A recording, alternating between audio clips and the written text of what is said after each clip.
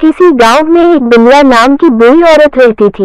वो अपनी सहेलियों के साथ किट्टी पार्टी कर रही थी। आजकल के लड़के लड़कियों का चक्कर मुझे बिल्कुल समझ नहीं आता। जैसे देखो वही लव मैरिज कर रहा है। विमला, तेरा भी तो बेटा जवान हो चुका है, देखना कहीं वो तो किसी लड़की के चक्कर में नहीं फंस गया।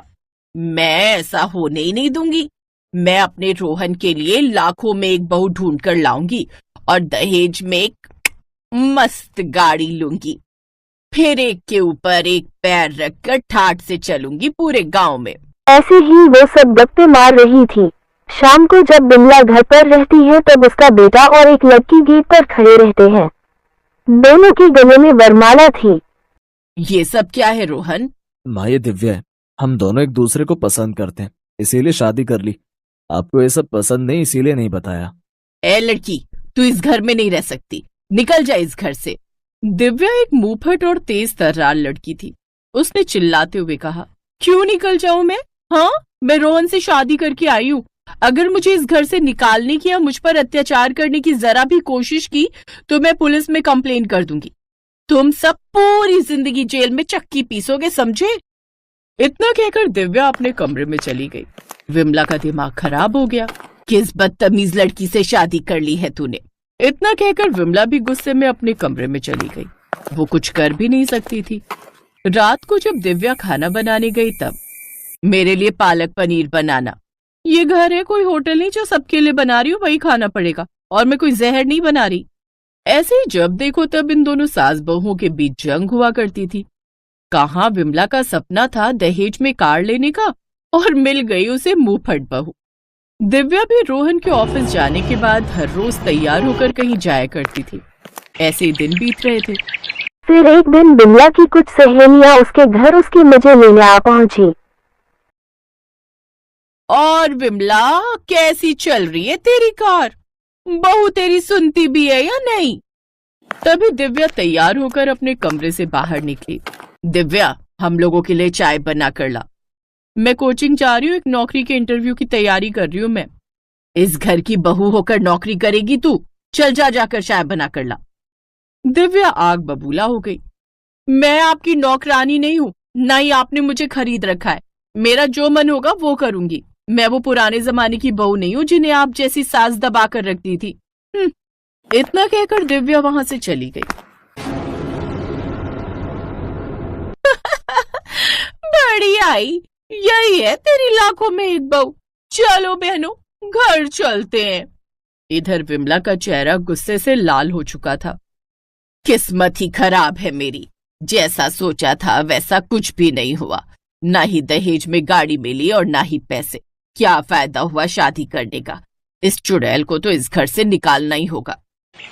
अगले दिन रोहन के काम पर जाने के बाद बिमला गांव के पंडित जी से मिली। पंडित जी, आपसे तो कुछ छुपा नहीं है, आप तो सब जानते हो। मुझे बस कोई अच्छी सी लड़की ढूंढ कर दे दो जिससे मैं अपने बेटे की फिर से शादी करूंगी और उस डायन को बाहर कर दूंगी। आपके बेटे के लिए एक लड़की है। ठीक है पंडित जी, आप इसे मेरे घर भेज देना। बिमला अपने घर आकर बैठी ही थी कि कुछ देर बाद पंडित जी की भेजी हुई लड़की रागिनी आ गई। अरे आओ आओ, आराम से बैठो। तुम इस घर की बहू बनने वाली हो। सामने किचन है, हम दोनों के लिए चाय बना कर लाओ। शर्माओ मत, तुम्हारा ही घर है। जी माँ जी। रागिनी चाय बनाने लगी। दिव्या ये सब बहुत देर से सुन रही थी। वो गुस्से में किचन में गई और ये मेरा किचन है, किसी अनजान को यहाँ परमिशन नहीं है, निकल यहाँ से। मुझे माँ जी ने बुलाया है, इस घर की होने वाली बहू हूँ मैं। ऐसे ही दोनों के बीच लड़ाई झगड़ा होने लगा। एक दिन तो हद ही हो गई। दिव्या, तू अब इस घर से निकल जा। तुझे न ढंग से बात करनी आती है न इज्जत करनी आती है। मैं रोहन की शादी रागिनी से कराऊं, तू निकल जा। ठीक है, अगर रोहन इससे शादी करने को तैयार है तो मैं निकल जाती हूँ इस घर से। दिव्या उसी समय गुस्से में घर से बाहर निकल गई। बिमला बहुत खुश हुई। अच्छा हुआ चली गई, अब मैं आराम से तेरी शादी रोहन से कराऊंगी। शाम को जब रोहन घर आया तो उसे दिव्या नहीं मिली। अरे किसे ढूंढ रहा है तू? तेरी दिव्या ये घर छोड़कर चली गई, लेकिन तू टेंशन ना ले, मैं तेरी शादी इस लड़की से कराऊंगी। मुझे किसी से शादी नहीं करनी, मैं जा रहा हूँ दिव्या को ढूंढने।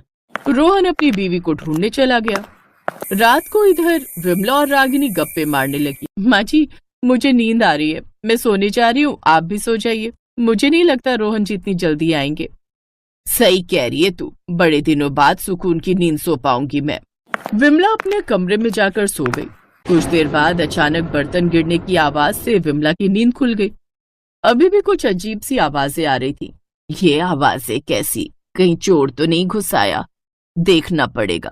विमला दबे पांव आई तो देखा कि रागिनी घर का सामान चोरी कर रही थी। रागिनी, तू ये क्या कर रही है? तभी रागिनी ने बेलन उठाकर जोर से विमला की खोपड़ी पर मारा और भाग गई।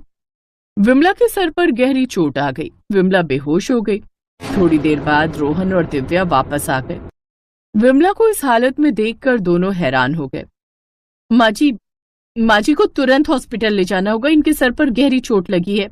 रोहन और दिव्या विमला को हॉस्पिटल लेकर गए। करीब 2 घंटे बाद उन्हें होश आया। सारी रात वहीं गुजर गई।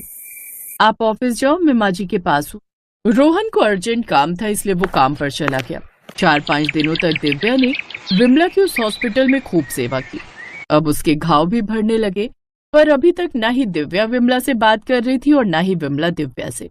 एक रात, देखा माँ, आपको दिव्या पसंद नहीं थी, पर उसी ने आपकी सेवा की। जब से आप यहाँ भर्ती हो तब से वो कहीं नहीं गई, और जिसको आप लेकर आई थी वो चोर निकली। मुझे माफ कर दे बहू, आज से तू ही मेरी बहू है। माँ जी, आज आप डिस्चार्ज होने वाली हैं, पर इसके अलावा एक और खुशखबरी है।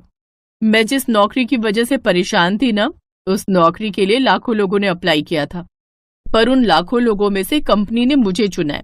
मुझे कुछ एडवांस मिला था, तो डाउन पेमेंट करके मैंने कार ले ली है। रोहन आज उसी कार से आए हैं। आज मैं आपको अपनी कार में घर ले चलूंगी। विमला की आंखों से खुशी के आंसू छलक पड़े। दिव्या अपनी सास को कार में बिठाकर गांव पहुंची। उसकी सारी सहेलियां उसे बड़े ही ध्यान से देख रही थी। ये खुशी विमला से बर्दाश्त नहीं हुई। वो जैसे ही कार से बाहर निकली, उसने दिव्या को गले से लगाया और जोर जोर से रोने लगी। रोहन ये नजारा देखकर बहुत खुश हो रहा था। अरे, अब क्यों रोती है विमला? तेरा कार वाला बरसों पुराना सपना तेरी बहू ने पूरा कर दिया है। अब हर रोज ठाठ से घूमना इस गाड़ी में। उस दिन के बाद विमला, दिव्या और रोहन दोनों खुशी खुशी रहने लगे।